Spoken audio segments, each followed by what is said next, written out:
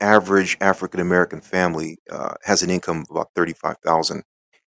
Do you have an idea or a plan or vision of how we can transform, the rural and urban black economic experience? Is there anything you're Well, I mean, thinking? sure. I mean, part of it is we got to deal with the things that are holding people back. And I've always talked about, look, this is a generalization because this is not true everywhere. But for example, you look at the urban core in this country.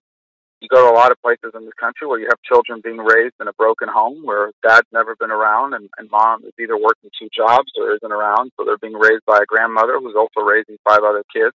Hmm. And they're living in substandard housing in a dangerous neighborhood. They're forced to attend a school that doesn't perform well, and they have no access to health care. That child has five strikes against them. And unless something happens to break that cycle, that child, statistically speaking, I mean, there will always be exceptions, is going to struggle unless we do something to get involved and change that dynamic and break that cycle.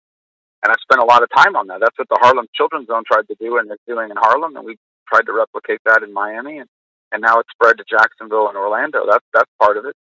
I think part of it is dealing with higher education and its cost. Look, I come from a minority family, obviously not with the same experience, but nevertheless, a working class family. I don't come from privilege and money. My parents, my dad was a bartender. My mom was a maid. I had to use loans and Pell Grants to go to college, and if it wasn't for that, I never could have gone. But today, those are things that are crushing people, and for many are unavailable because they got to work. Yeah. And so we've got to reinvent higher education. We've got to get more people trained to be welders, plumbers, electricians. Those are not bad jobs. Those are not jobs for people that aren't smart. Those are good paying jobs. It takes an incredible amount of intelligence that we're not producing enough people in those fields, that we have shortages in, and it costs too much money and sometimes isn't even accessible because it's not offered in their community. Rural poverty is another challenge. Obviously, access to good schools out there is important too. So, all these things combined, but I think we need to understand that if a child growing up in an environment where they already have 4 or 5 strikes against them, it's really difficult to emerge from that, no matter how talented or hardworking you are, unless something happens to break that cycle. And one of my biggest problems with safety net programs in America and the war on poverty is it doesn't cure poverty. It treats the symptoms of poverty, but it doesn't cure it.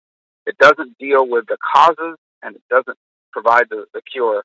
And that's why I want to focus on things that cure poverty, so we can get people out of poverty and never again have to be dependent on government programs for their welfare. But today it's very tough because these programs don't work that way.